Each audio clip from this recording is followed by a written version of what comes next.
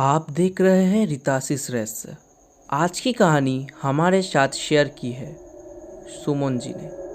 तो सबसे पहले सुमन जी, आपका बहुत बहुत शुक्रिया आपकी कहानी हमारे साथ शेयर करने के लिए। दोस्तों, सुमन जी बताते हैं कि मेरे साथ ये अजीब सी घटना पिछले साल हुई थी, जब मैंने अपने मामा जी के शादी में जाने के लिए कोलकाता से मिर्ज़ापुर की ट्रेन पकड़ी थी। मिर्ज़ापुर के स्टेशन पर उतरने के बाद मुझे यहाँ से नैनी जंक्शन के लिए ट्रेन पकड़नी थी, जो शाम को थी।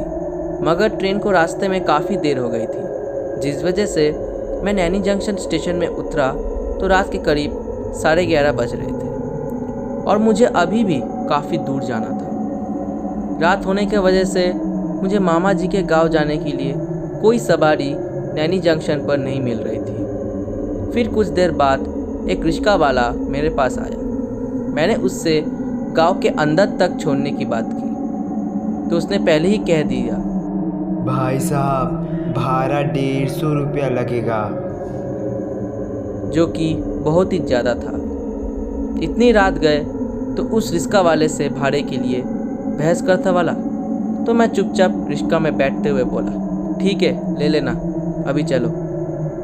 वहाँ ठंडी ठंडी हवाएं चल रही थी।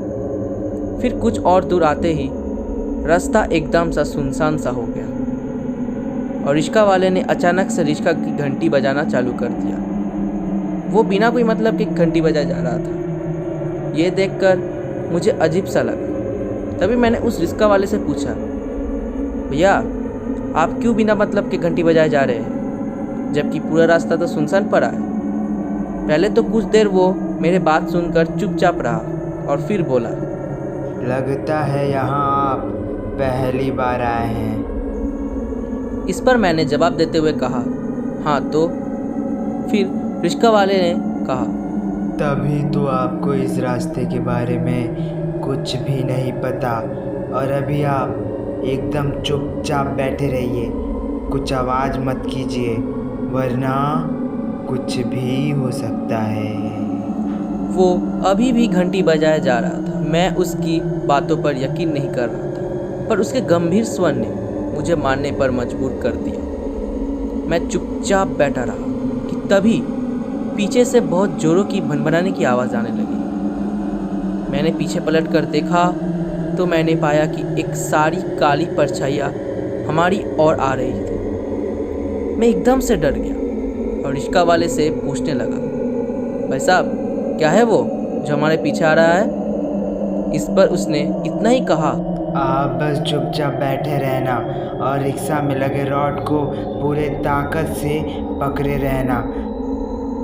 अब रिक्शा वाले ने तेजी से पैडल मारना शुरू कर दिया था। इतने में वो सारी परछाइयाँ मेरे करीब आकर मंडराने लगी थी और देखते ही देखते मेरे को पकड़कर खींचने लगी।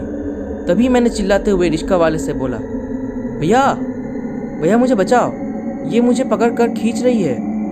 मगर वो रिक्शा वाले ने कुछ नहीं बोला। ऐसा लग रहा था कि ये सारी परछाइयाँ मुझे अपने साथ लेकर ही जाएगी और मैं बस चिल्ला ही जा रहा था।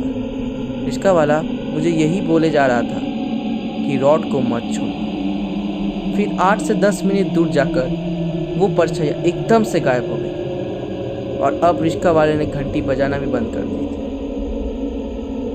घर पहुंचने के बाद मेरी तबीयत अचानक से बिगड़ गई और मेरे बात सुनने के बाद मामा जी ने एक ओझा को बुला लिया। उन्होंने बताया कि मेरे ऊपर कई आत्माओं के साया है। फिर एक पूजा द्वारा मुझे उन आत्माओं से छुटकारा दिलाया गया।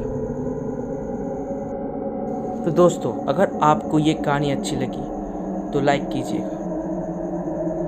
तो अब तक के लिए इतना ही, मिलते हैं अगले वीडियो में। तब तक के लिए goodbye and take care.